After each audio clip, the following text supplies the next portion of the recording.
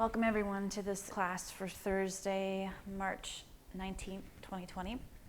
This class is brought to you by the coronavirus. We're going to start sitting in a plane of motion that has the hips only flexed. So you can sit on a block between the feet or just sit on your feet if you want, but sit on your shins. Lift your chest, relax your shoulders back and down, and rest your hands wherever you'd like. And then close your eyes. Take a moment to relax. Soften the muscles of your face. Relax your temples. Unclench your jaw. And then start to tune into your breath. Gradually deepening your inhales. And lengthening out your exhales, slowing them down. Allowing the natural expansion in the abdomen as you breathe in. And slowly exhaling, draw the navel in. You can start to engage the Ujjayi breath whenever you're ready.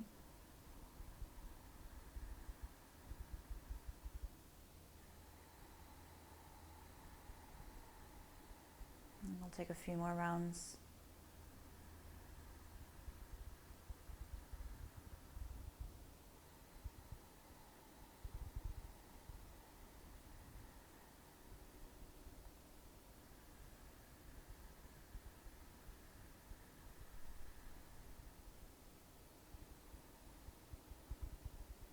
Once you finish your next exhale, gently open your eyes. Reach your arms out and up overhead, breathing in. Interlace your fingers and press your palms up. And then hug your upper arms towards your ears or your cheeks. Expand the rib cage, maybe extend the mid to upper back. And now release your arms down to your sides. Come up to all fours. And whatever you were sitting on, if there was anything, you can move it off to the side. Tuck your toes under and drop your hips toward your feet. Rest your belly and ribs against your thighs, but keep your forearms off the floor. So it's kind of like a weird child's pose / puppy thing. You'll feel a stretch in the side body, the back of the shoulders, and probably the toes too. Or maybe some other areas.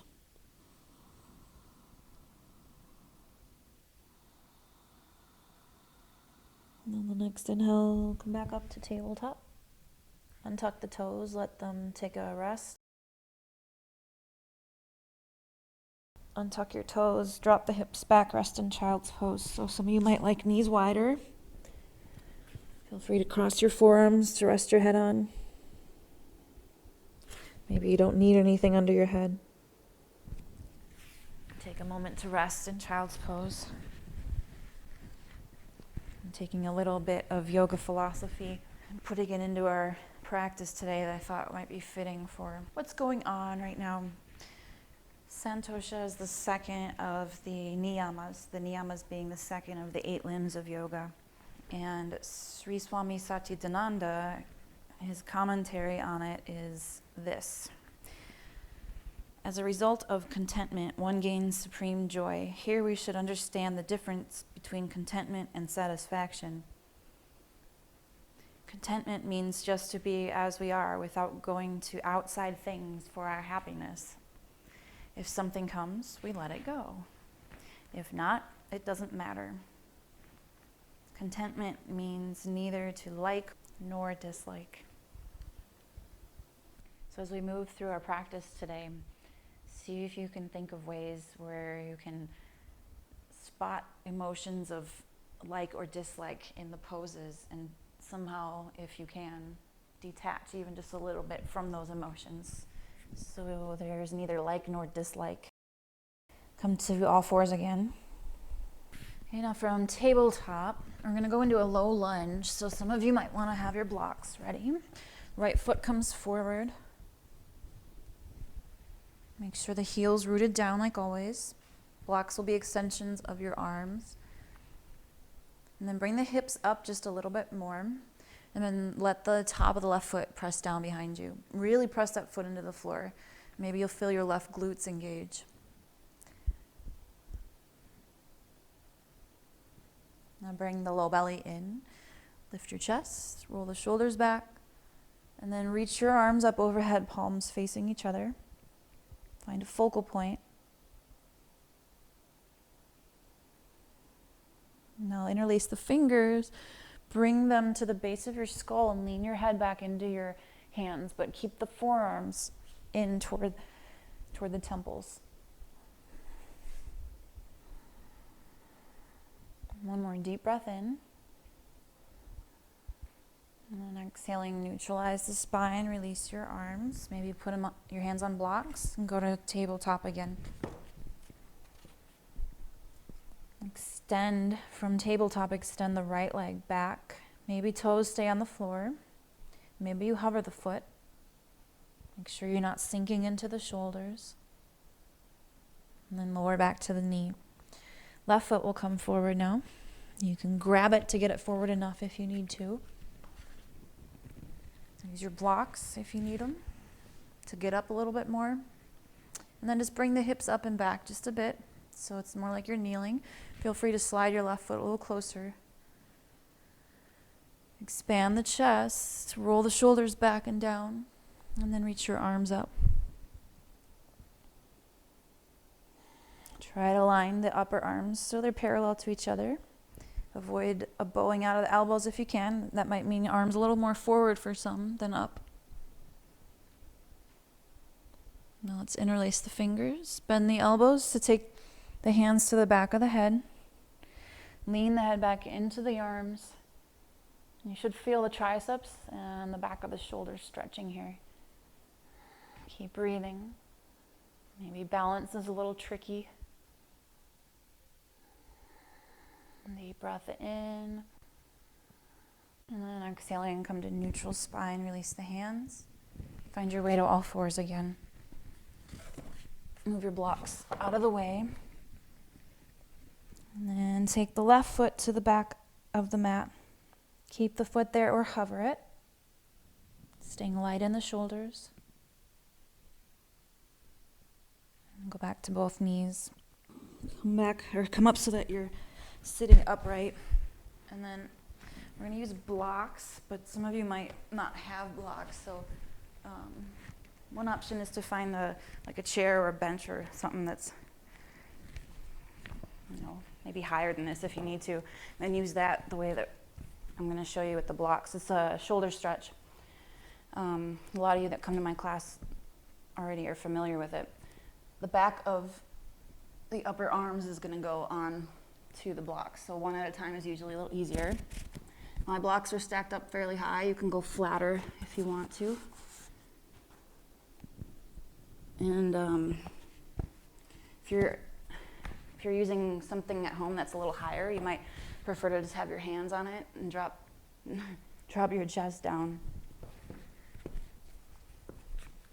If you're low enough for using blocks, maybe your head rests down on the floor. You can bring palms together behind the head, or you can rest your hands on your shoulder blades if that feels better. Hips above the knees will be puppy.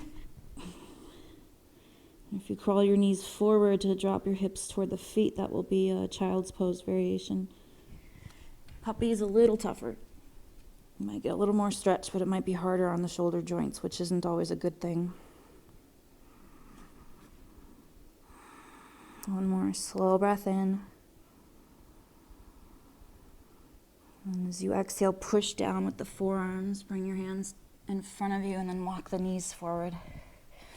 Go to tabletop, move the blocks aside for now. Go all the way to the belly. Once you're down there, go to the forearms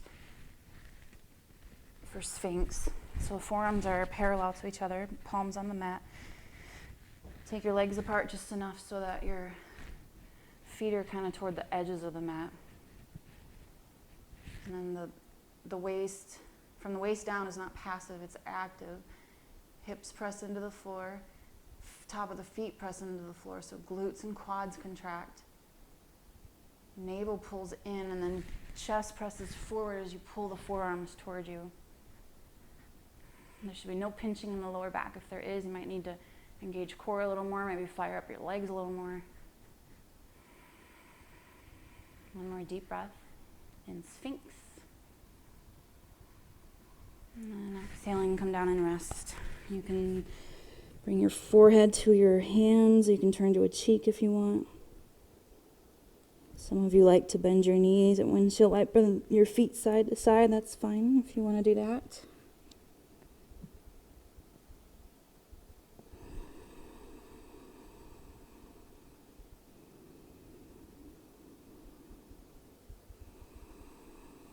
And bring your legs back to stillness, feet to the floor. All right, so now let's flip over onto the back.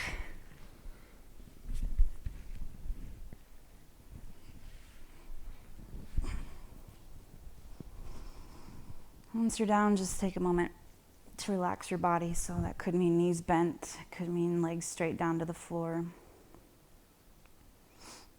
Allow your shoulders to be heavy, along with your spine. Reconnect to your breath control.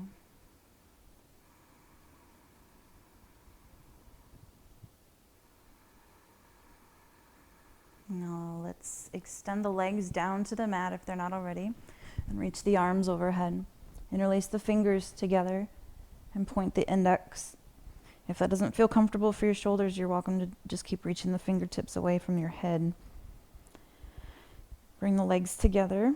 Flex the ankles and press your heels away from you. And then crunch the left waist to tilt to the left. Maybe pressing your right heel further away from the body, so you're lengthening the right side a little bit more.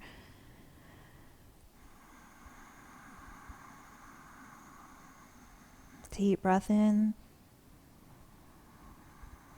Now exhaling, come back to neutral spine, neutral level hips. Relax for a moment.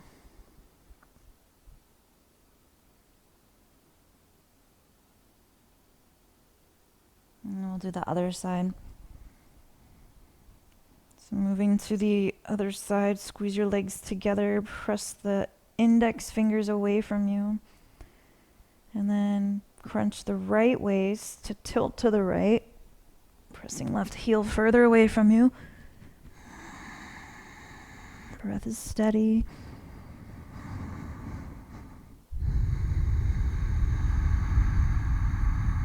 Shoulder blades are both on the floor, left one as well.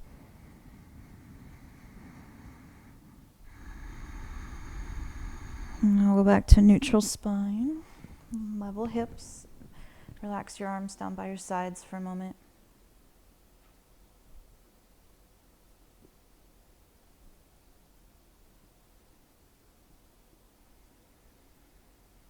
Now we'll start with the right arm for this. It's going to be extra tricep and shoulder stretch, really. Okay, so take your right arm up, bend the elbow without it flaring out, and then reach the hand toward the floor by bringing your elbow overhead more. Your palm might be on the floor. Now release your arm so you can just kind of slide it out and bring it to your side. And then do the same with the left. Reach your left arm up. Bend the elbow without it flaring out. Take your fingertips toward the floor as the elbow goes further behind your head. Now slide your left hand out. Bring your arm down by your side. Relax. Now here's a little stretch for the quadriceps and the hip flexors. First, just roll onto your left side. Extend the left leg. Some of you might just lay here with the right foot hooked around the back of the knee. Others might reach back to grab the foot. And that left arm you can use to balance however you need to. Now roll a little more to your side to release the foot. And then with control, go down to your back. Take a moment there.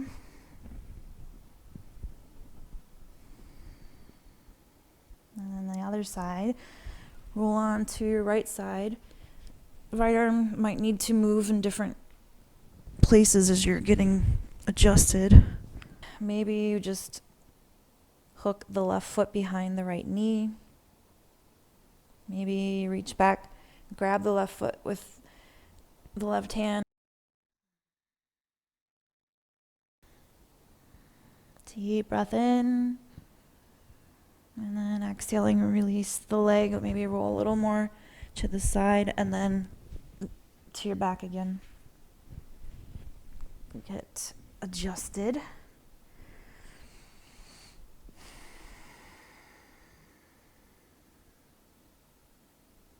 Rest here for a moment.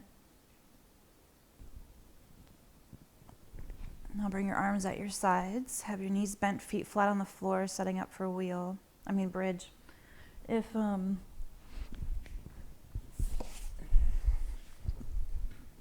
in bridge you're not quite sure how far apart your feet should be,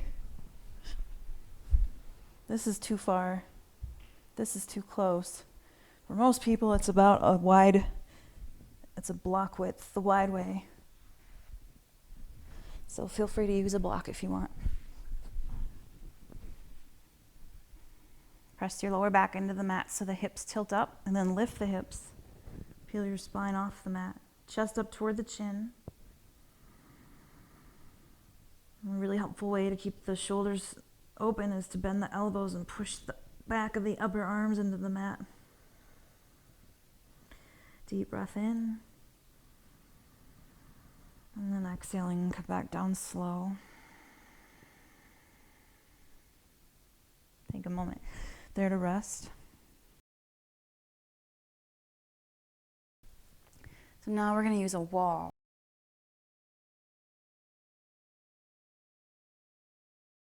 Come to tabletop and then just crawl your knees a little forward so when you stand up on them, you can bring your hands to the wall.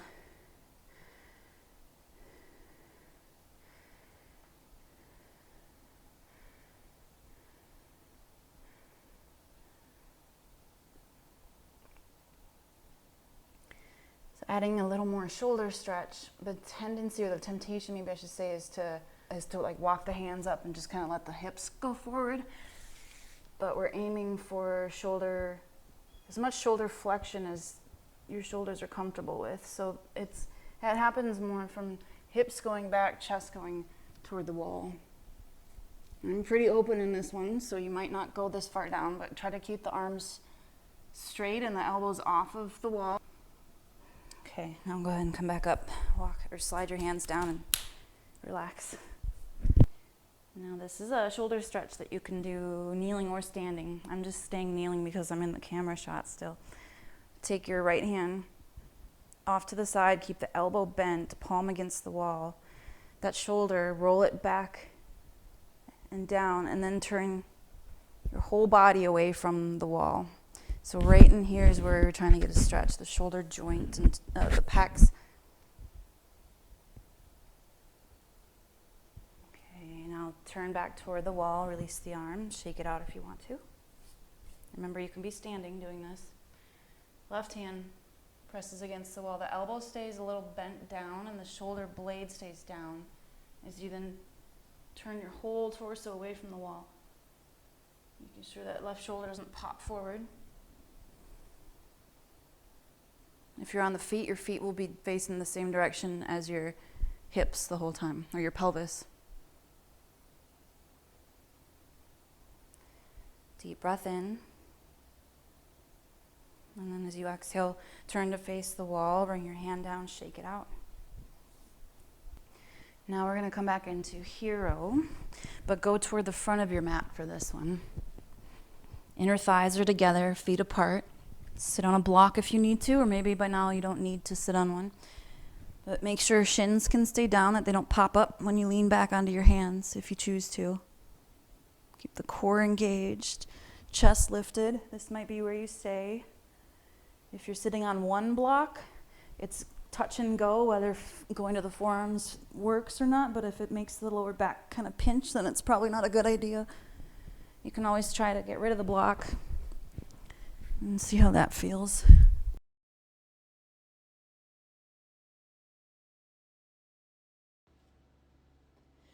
Come back up the same way you came down, and then find your way laying down onto your back.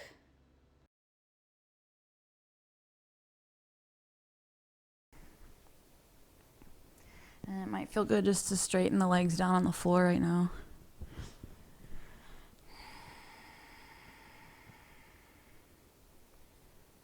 Relax.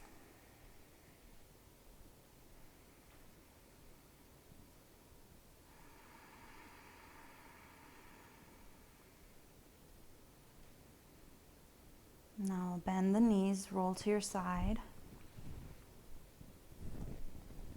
and press up to a seated position. You can keep the mat against the wall if you'd like to. You're welcome to move the mat back to where it was though if you'd like. So once you're in your seated position, we'll come to staff pose, Dandasana. The legs will be out in front. Wiggle your hips a little, maybe to get more grounded on your sits bones. You're also welcome to sit on a block or bolster to prop your hips up. Lift up your chest, roll the shoulders back, and reach your arms up, getting set up for Paschimottanasana. Take a deep breath in, and as you exhale, tilt the tailbone back behind you. So you're pulling the top of the hamstrings away from the bottom of them as you bend forward. Some might only bend very little, and that's okay. Some might go pretty far. Aim for a neutral spine the whole time though, not bending down by rounding.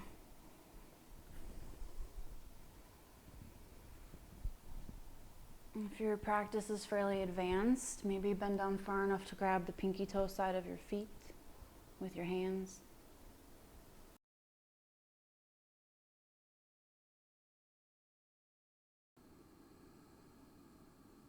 One more full breath cycle in westward facing pose.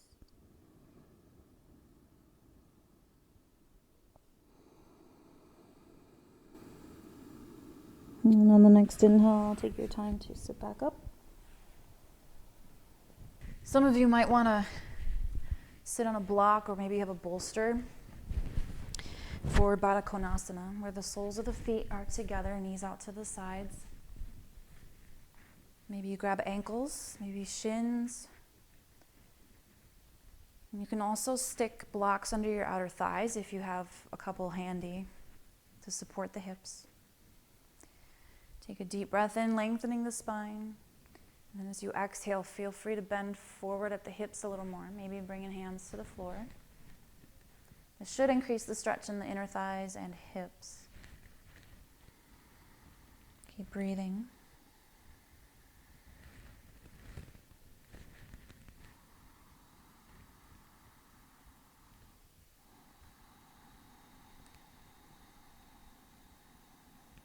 One more full breath cycle.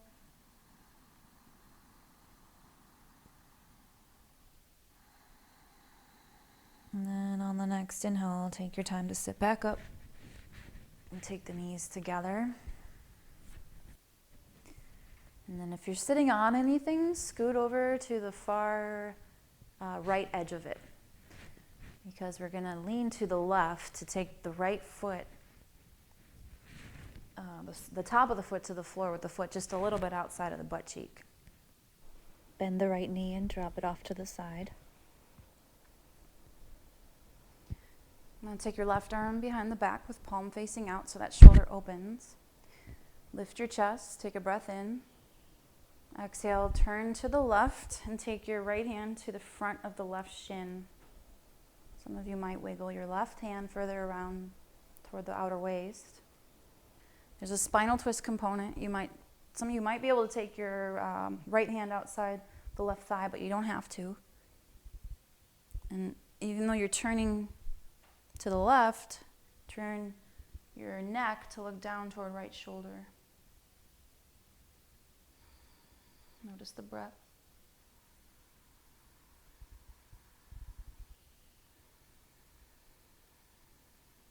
One more deep inhale.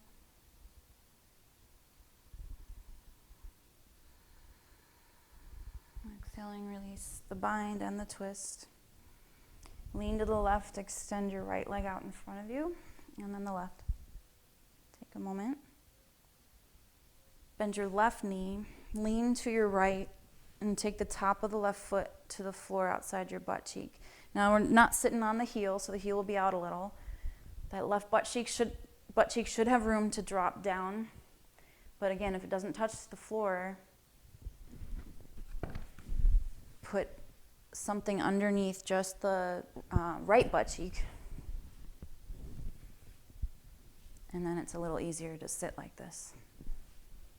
So once you're comfortable, bend the right knee and drop the knee out to the side. Maybe you need to adjust depending on how you're sitting on your prop.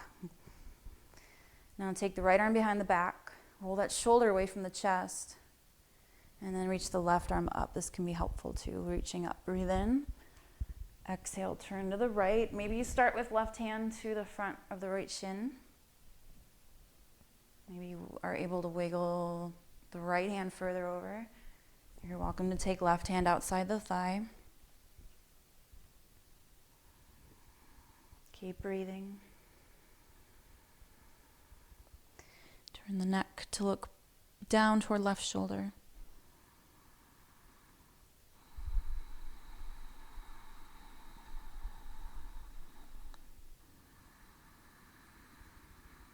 Now, on your exhale, release the bind and the twist. Lift up the right knee. Lean to the right and take your left leg out in front of you. And then lean to the left, bring your butt cheek down and move the block. Take a moment, relax, do whatever feels good. Now let's lie down on the back. If your mat is still against the wall, lay down so your feet are toward the wall and your head is away from it. Take your time. Once you're down, relax. Just let your back be heavy again.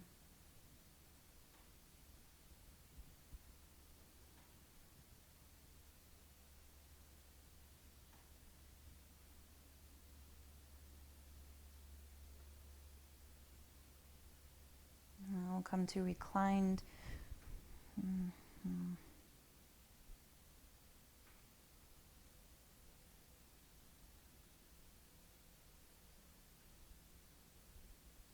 we're going to take the legs into eagle legs.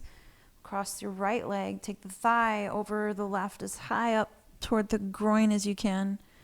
Maybe you stay here, maybe you lift your feet in order to hook the right foot around the back of the left calf. That's fairly advanced, so just know that. You don't have to do that. Now we're going to go into a spinal twist with the legs like this. If you're feeling pretty strong in the core, you might not even bring your feet to the floor and just swing your hips up and over to the right. The knees go up and over to your left. Find a position so your right shoulder blade can be on the floor. And at any point, you're welcome to unravel your legs.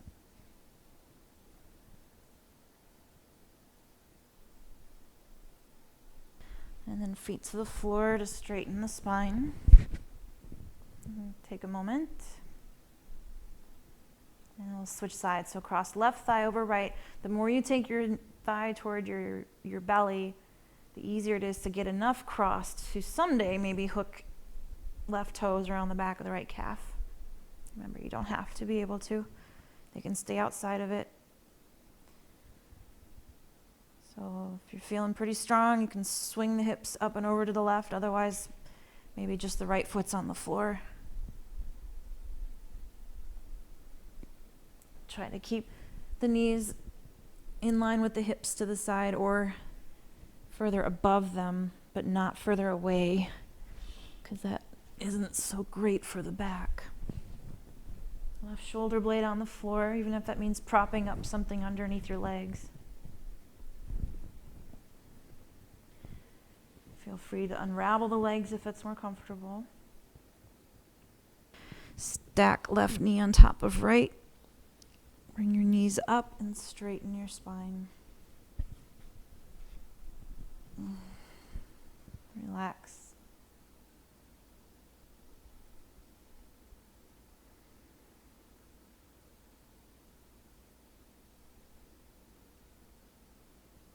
Hug your knees gently to your chest and feel free to rock side to side if you'd like. Or make circles with your knees, rubbing the sacrum around against the firmness of the floor. And if you're circling, gently reverse direction.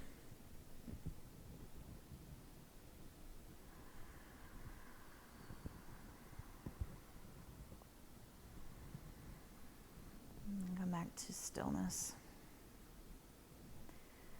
Let's come to happy baby now. So start with the feet facing the ceiling, but thighs toward the belly. And then separate your knees and feet. I usually suggest my students start with hands at the back of the thighs, because if you reach up right away to grab the feet, what usually ends up happening is you turn into a pill bug laying on its back. So start with hands at back of the knees. Feel the flatness of your back. Your tailbone is down, your shoulder blades are down, everything in between is down. Sacrum is planted. And then maybe take your hands up, hold the front of your ankles. What I usually do then is I bring elbows inside my knees. And I press the knees apart a little to take the legs even wider. So this is more of a happy baby. And then if that's easy, I'll usually suggest grabbing pinky toe sides of the feet, because then you can just pull the knees straight down basically to open the hips. If you hold the inside, it tends to kind of crank on the knees to bend in a way that we're trying not to let them right now. Happy baby.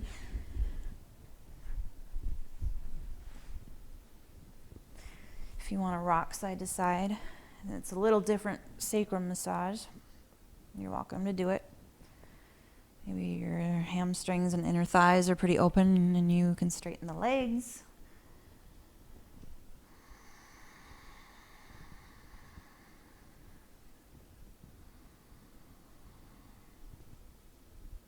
Now go to stillness, back to happy baby, and then bring the knees together, feet to the floor.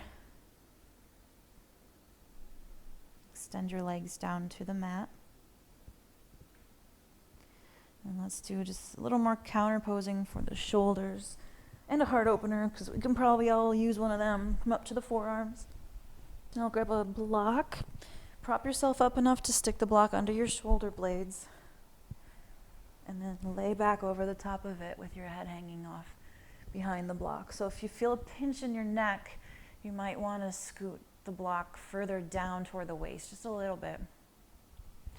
Arms can be out like a T, they can be a little lower, but have palms up so that the chest and shoulders can gently open.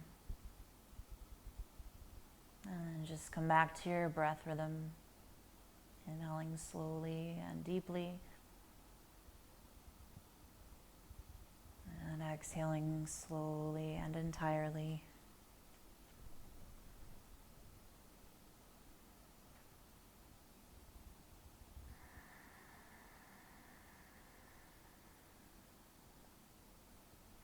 Feel the natural expansion in the abdomen as you breathe in. And lightly draw the navel in as you exhale.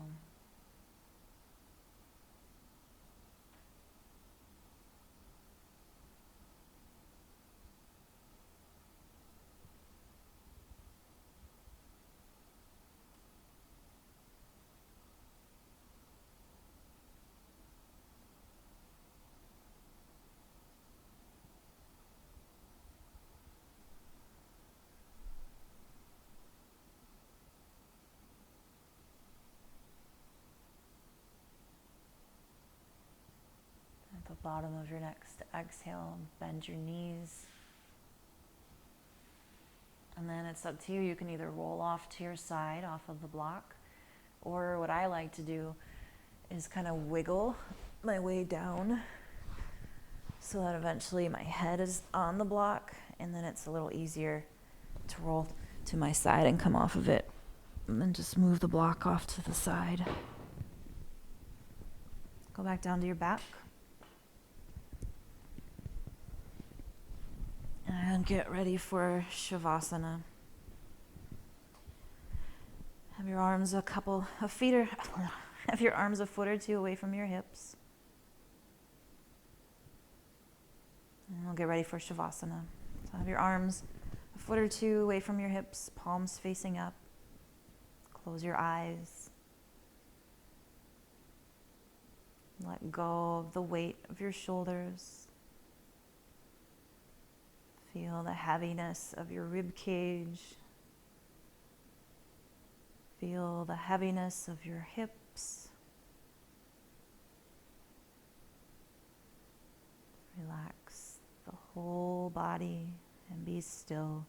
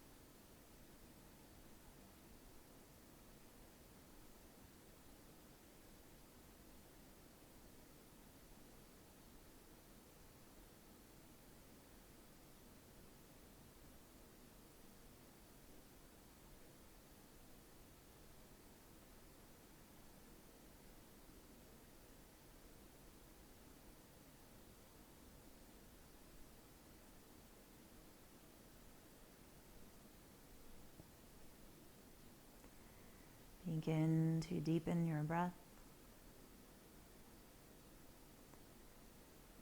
Bring movement back into your fingers and toes.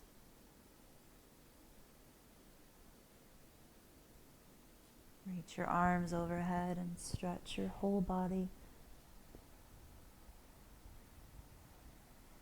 Bend your knees and gently roll over to your most comfortable side and let your whole body rest. Oops.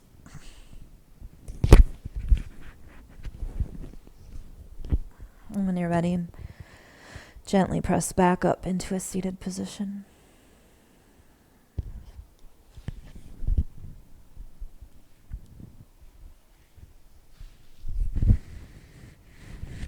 Bring your hands to your heart center.